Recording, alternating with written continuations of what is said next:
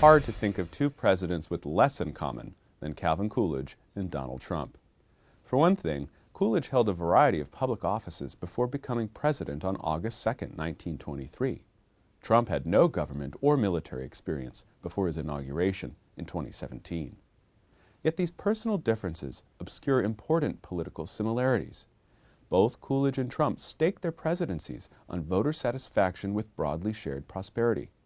Both supported restricting immigration into the United States. Both wanted to protect American industry from foreign competition. Both wanted to avoid overseas entanglements. As I explain in my new book, The Right, The 100-Year War for American Conservatism, Trump's views now dominate the Republican Party. For anyone who grew up with the GOP of Ronald Reagan, this can be strange and bewildering. But in many respects, it's a return to the principles of the 1920s, of Coolidge and his predecessor Warren Harding. Their conservatism appealed to an American electorate that had soured on its experiences with the progressive movement and with World War I. Our supreme task, President Harding said in his inaugural address, is the resumption of our onward, normal way. For Harding, normalcy meant nation-building at home. He raised tariffs and restricted imports, and he venerated the Constitution. Calvin Coolidge did not depart from this constitutionalist path.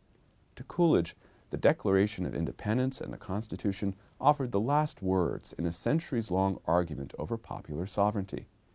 Coolidge argued that success in self-government was related to religious faith. Political freedom depended on traditional morality and self-control. He called on Americans to preserve the inheritance of the founders. Harding and Coolidge's conservatism was delegitimized by the crises that followed their presidencies. The Great Depression robbed the right of its claim to promoting prosperity. Then World War II discredited the right's non-interventionist foreign policy.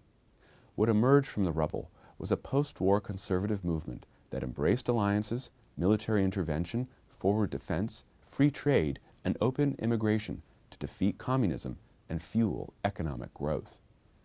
This post-war conservative internationalism may have been an aberration. Today, the GOP is reverting to its pre-World War II identity as the party of low taxes, economic protection, restricted immigration, wariness of foreign intervention, and religious piety. This retro-republicanism could turn out to be a popular mix, but history shows that it is also a combustible one.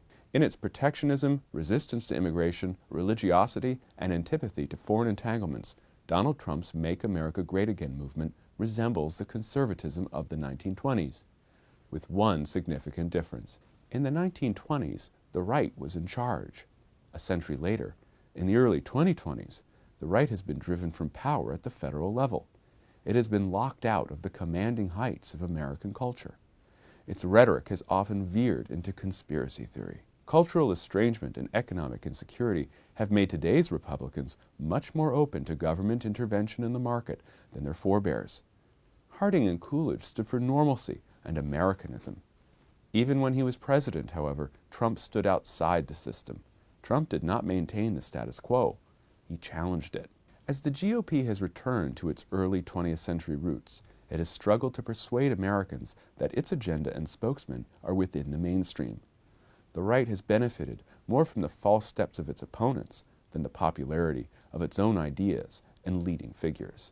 All of which might give Republicans pause as they embrace the changes brought about by Donald Trump and look forward to the midterm election this November.